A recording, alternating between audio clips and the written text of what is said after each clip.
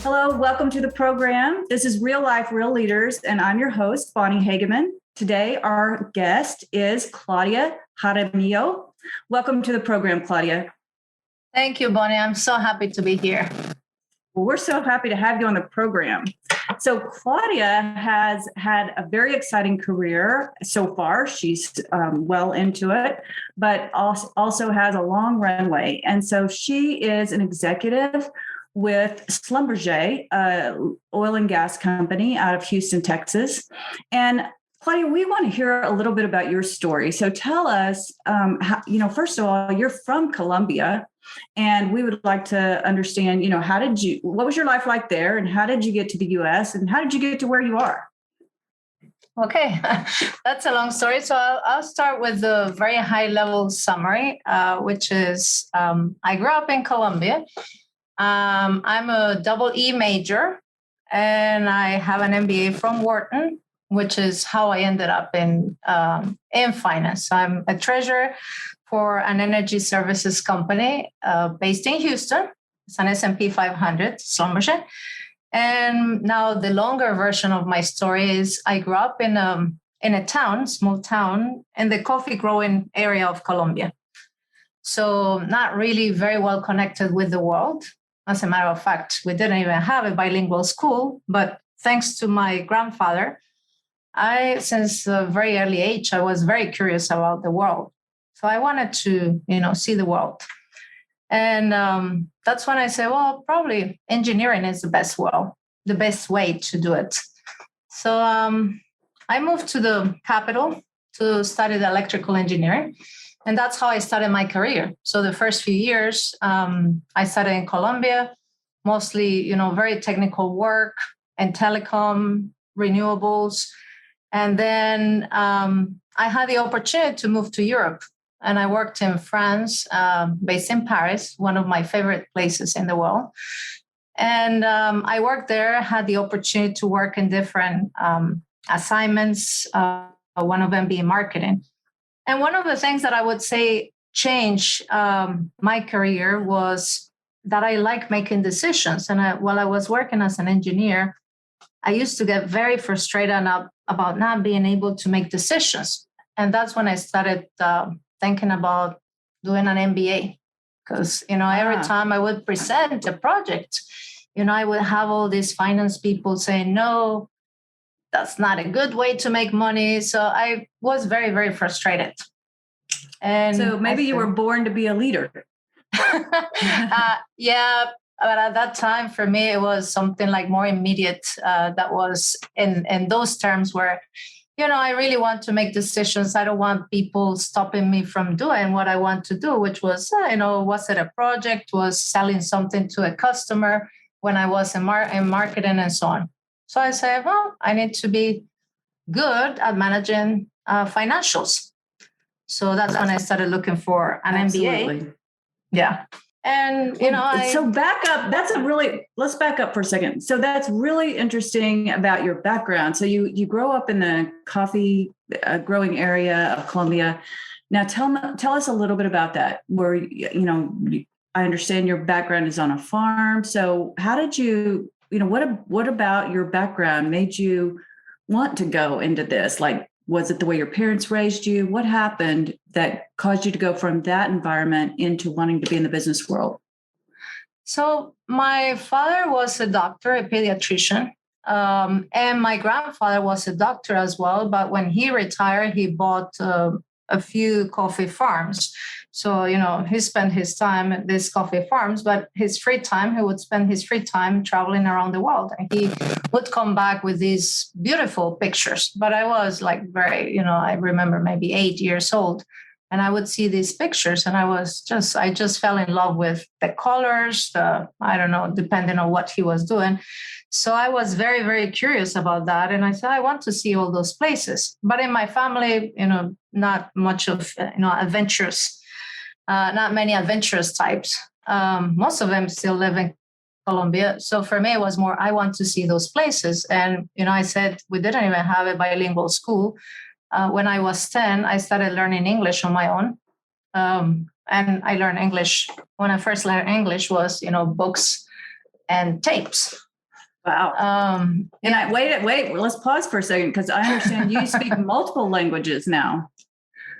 Yes, I do. And that's how I learned French as well. So when I joined, when I decided to move to France, I started learning French on my own, still being in Bogota. So I did the same, tapes and books. So I would drive to work and would be listening to the same sentences over and over again and repeating. Very basic. That's so impressive. But let's go further, because, I'm looking at your LinkedIn here. So we have English, Spanish, French, Italian, German, and Chinese.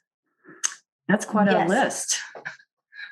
Well, I really like meeting people from other countries, working with people from other cultures. So when I get the opportunity, I start learning. So same with Italian. I was working in France and I started interacting with Italians, working with one of our customers, Telecom Italia, and recruiting people in Italy. And I said, well, a good opportunity. So I started learning Italian on my own. So and pretty much do that with tapes as well? Yeah, at that time we had CDs. And is there a particular language program you used? No, very different, all of them. And, I would watch TV in Italian and, every time, kind of like totally immersed in the language. But I think a lot of that is the interest in the culture. I agree. I really wanted to connect with the culture. And, Italy is such a beautiful place, same with France. And, I'm just completely into the, understanding the culture. And I think you get a completely different feel. Yes. When you speak the language. Yes, I agree. And immerse yourself in the whole culture. So that's fantastic. Sounds like you're very self-taught.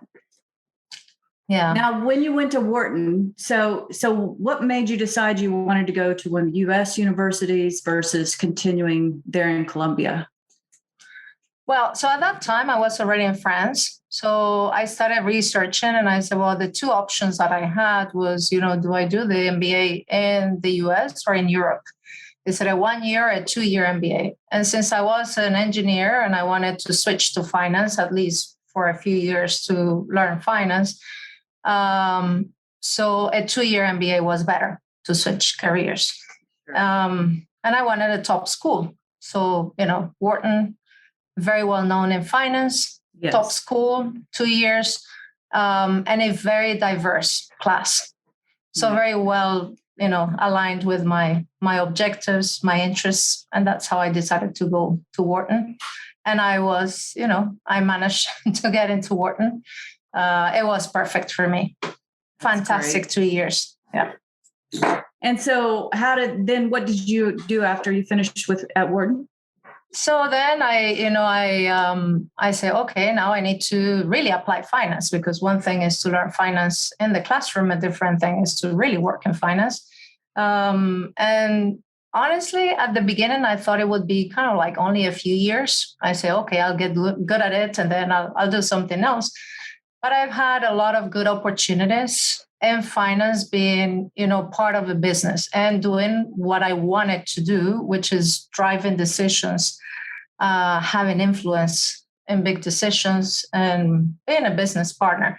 So I've done multiple roles in finance, and, treasury, internal audit, controllership, different things. And I would say one of my favorites, most of them in the US. But one of them that is absolutely life-changing, or was life-changing for me, I spent 2 years in Beijing, and I was the controller for Schlumberger's Northern Asia operations. In China, it was China, Japan, Korea, and Taiwan. And totally life-changing experience. Yes, I'm sure. I was going to say that had to be a huge learning experience.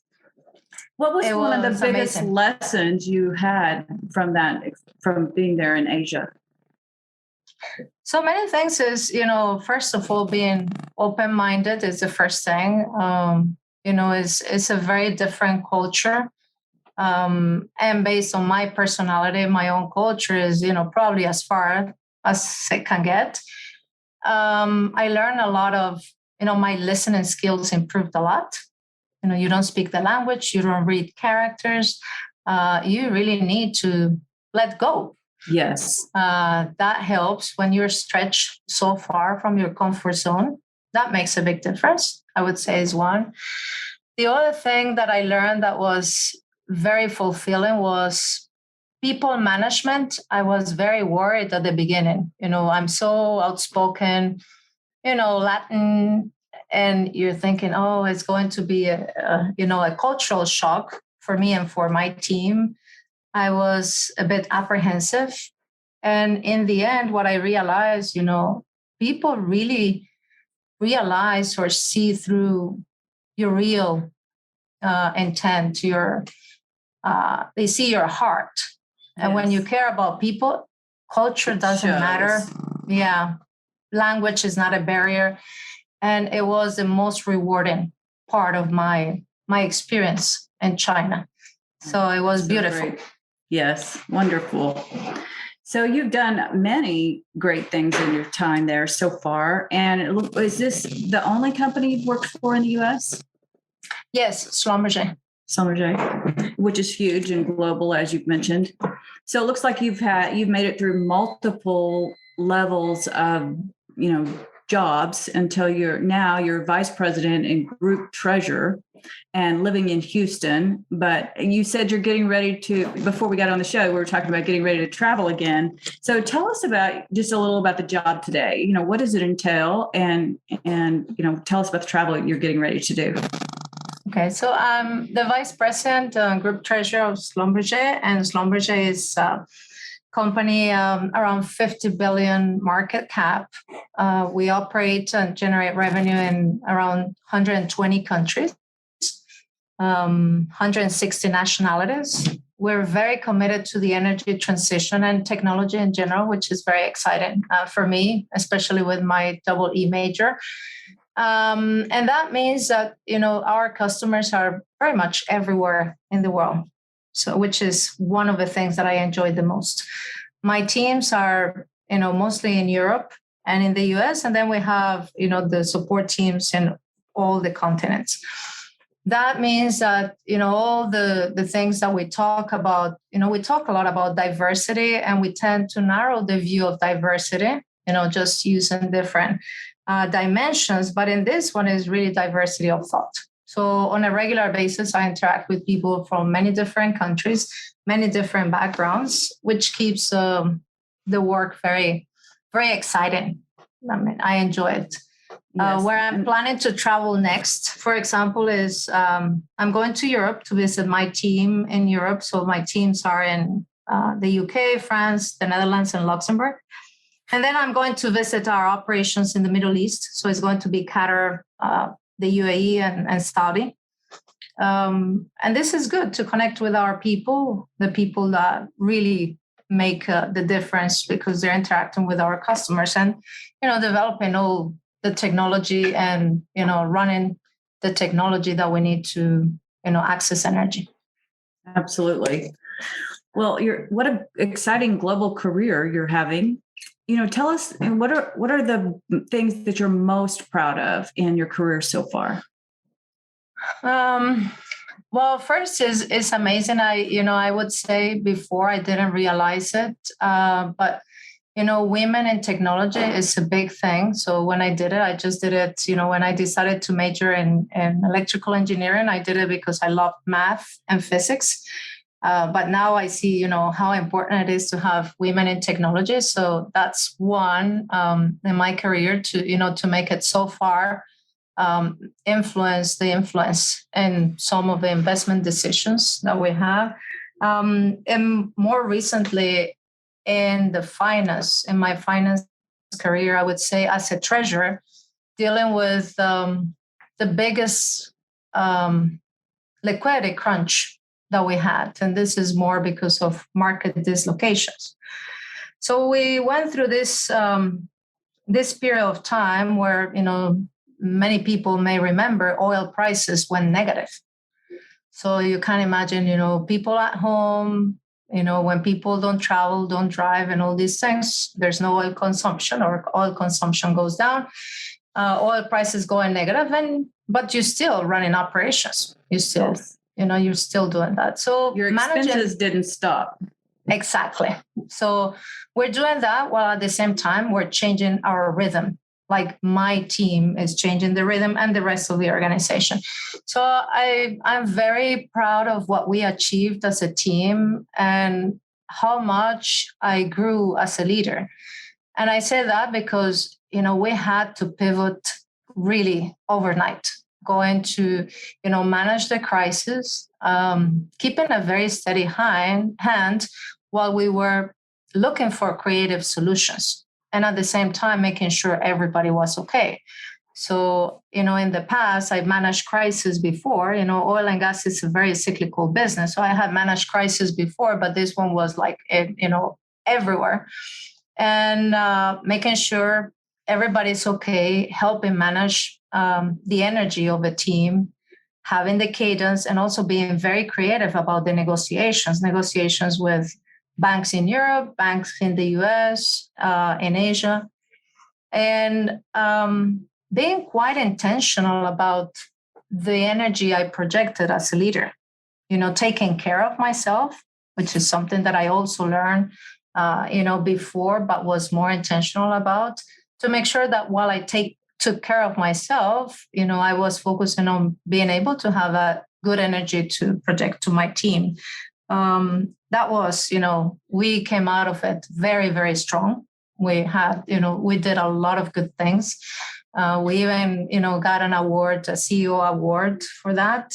And it was, we connected at a more personal level with the teams in many different places of the world, which was another challenge, managing the different rules of the different countries. And again, making sure that everybody was okay at a personal level with their families as well. That's a great point, because as leaders, when you are, up in front of everyone and the world is changing quickly and you're trying to adjust, you still have to show your leader face, basically, so that they are less afraid. Today's podcast is brought to you by EDA, a human capital firm that provides leadership development for your top of the house executives. One of our services is succession planning. The reason companies need succession planning is because the quality of a leadership team is a key differentiator for every organization. It's not about forcing anyone to leave their position or retire. Rather, it's proactively analyzing the talent and ensuring that your organization has highly qualified and well-developed leaders in all mission-critical positions, not just today, but tomorrow, next year, and even 5 years from now. If you're interested in succession planning for your organization, please reach out to learn more at www.executivedevelopment.com. So what was your self-talk? How were you able to show up every day for the people, even though you were having to adjust to it yourself? And I'm sure, you were adjusting at home like the rest of us were as well. How did you get yourself ready to show up as a leader every day? So a few things. One is the physical part, which often is not talked about a lot. So I was more disciplined about exercise, for example. Exercising and making sure that I took care of myself. So even if it was, only a few minutes, I made it part of my routine to do it every day. So was it yoga or walking and meditating? I had tried meditation for many, many years and didn't quite work for me before this crisis. But then I said, either I do it, I need something to help me clear my head.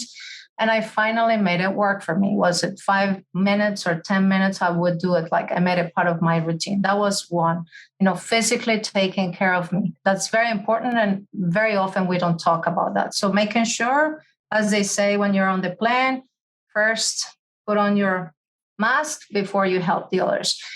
The other one was making sure we all stay focused on the main goals. So very often we will repeat, what is the goal here? So these are the concessions we can make, but these are the main goals. So yes, we can let the rest move around, but these are the main goals. So staying focused on the big picture and being intentional about those personal relationships. I believe that, staying connected to your family, your friends, your spouse, all these different things are very important. My sister, for example, is my go-to person. Obviously, my husband is, but he's there, and I kind of almost take him for granted that he will listen to me. But my sister was the other good source of energy, positive energy for me. Yeah, so there's so much there in what you just said. So in the exercising, let's go back to that one for a second. So when you were doing the meditation, did you use a program, or is this another thing where you really, just sort of made it up for yourself? I discovered an app while I was doing this. It's called Balance. And, you can choose 5 minutes, 10, 20. And you can choose what you want to do that day. So is it because you feel down, or because you just want to reset, like re-energize and so on? So I choose something.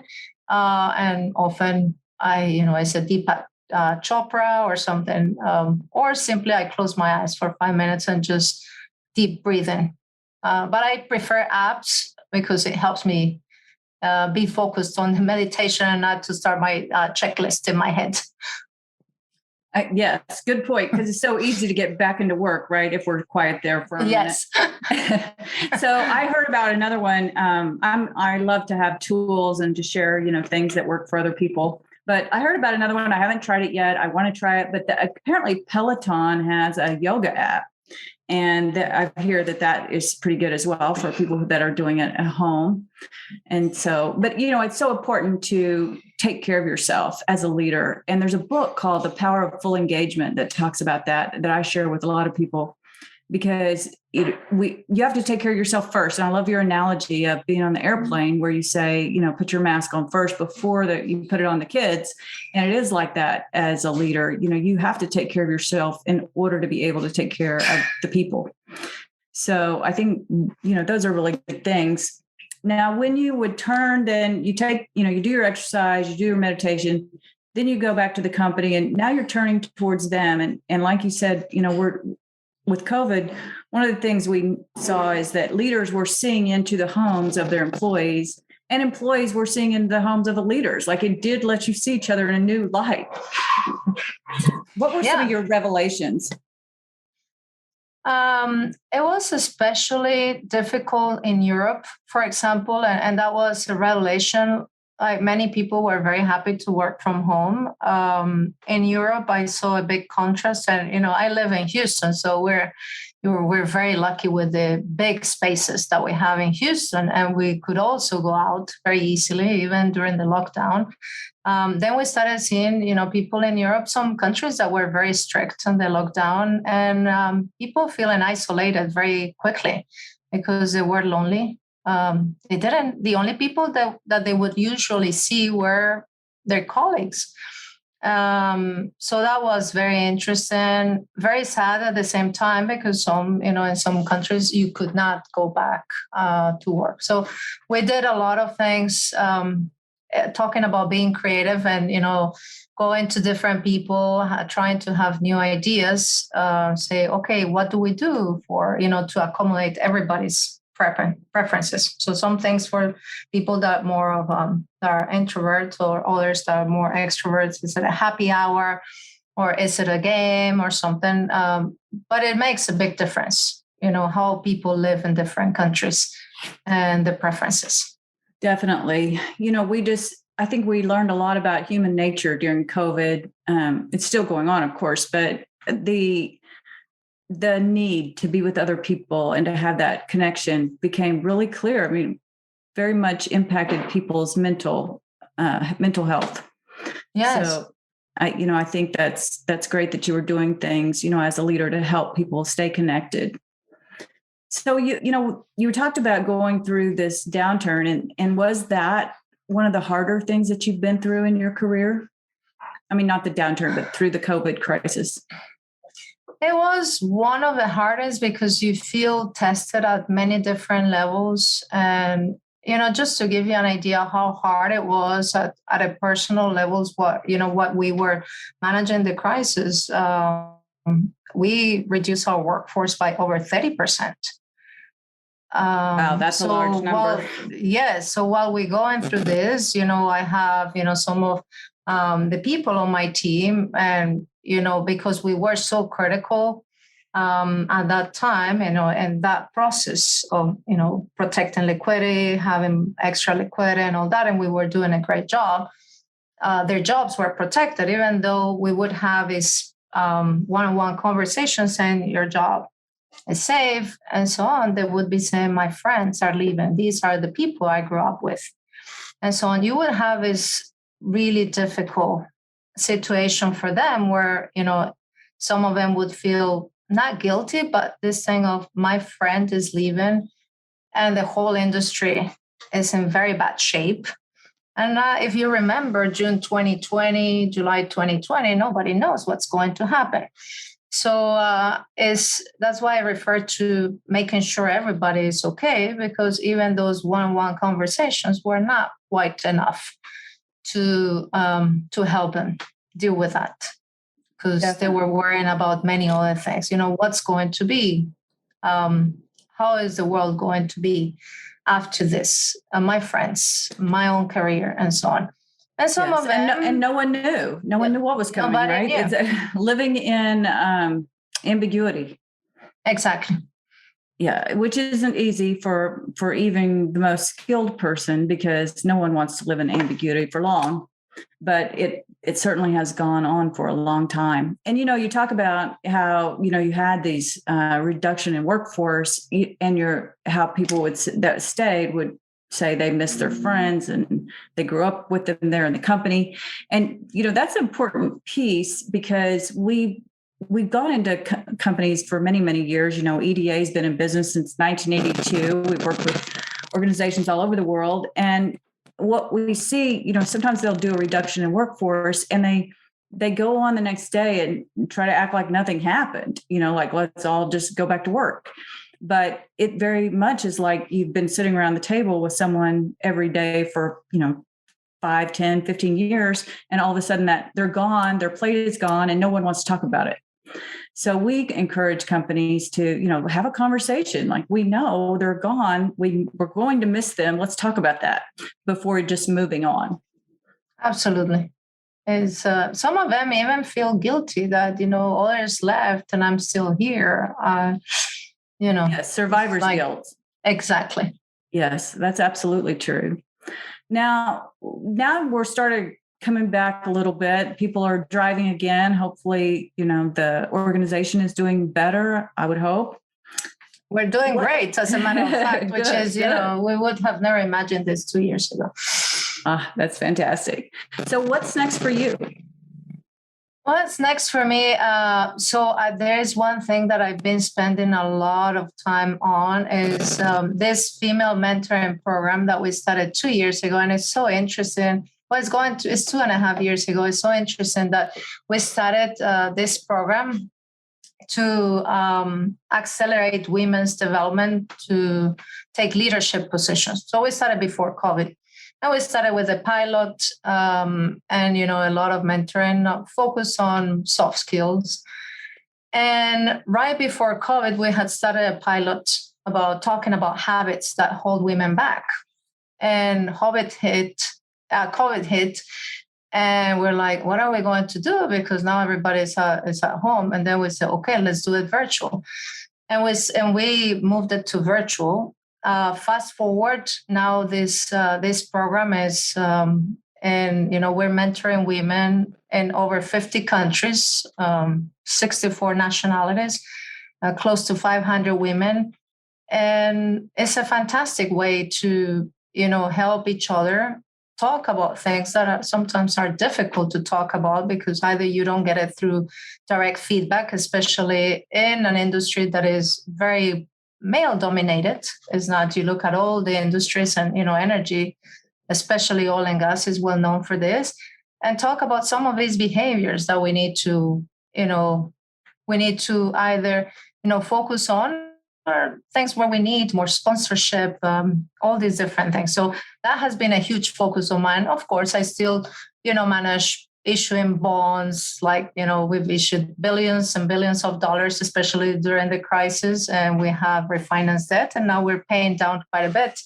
But I would say the mentoring is a big highlight. That is a highlight. I love that. So, for the audience, Claudia and I are also in another network where we both completed the board governance through the Harvard Business School. And, for that network, we have over 200 members from 23 countries, which, so are you feeling like there's an environment where women are starting to do a better job of helping each other? Well, Bonnie, I would say you mentioned our network, and I've said this before in our group. Our group of women execs on board has been such a good source of inspiration and positive energy. Throughout the pandemic, and when I need positive thinking, creativity, and all that, seeing this all of us, generous help. Real help of, we help each other challenge in the sense that we want to do more, better, challenge everything. And when we talk about technology, we talk about cyber, we talk about ESG, constant education and all that. I think is, the myth of women not helping each other. It still happens, but it's not only women. But I would say this one is such a role model for all the women. I use this a lot in my mentoring program. I emphasize, we're stronger together.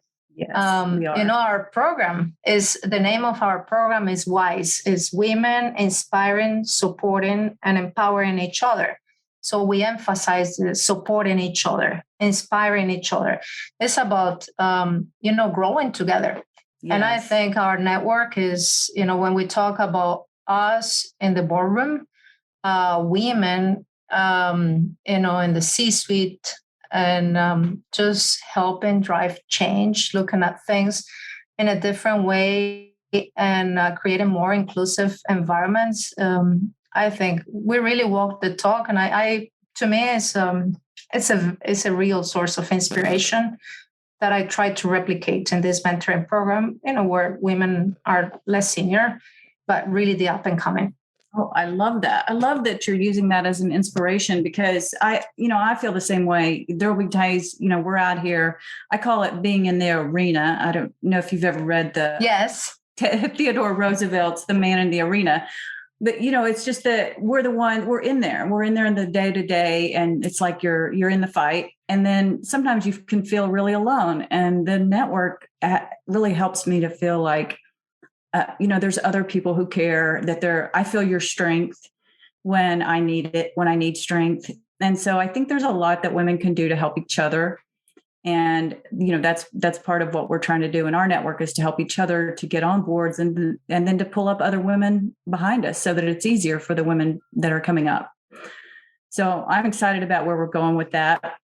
And I think it's a beautiful thing what you're doing with your network. And I know that you're probably inspiring all of those women to do more, be better, help each other. So that's exciting. And Bonnie, I'll tell you something that is very interesting, is grown so much, and there's so much good feedback. And then we started having men around us saying, what are you doing for us? Are you having a program? So they started complaining. Now we started a pilot to mentor men. Good. Finance. But it's so interesting because they say, what are you doing for us? And I say, what do you mean? We have less than 25% women at the top.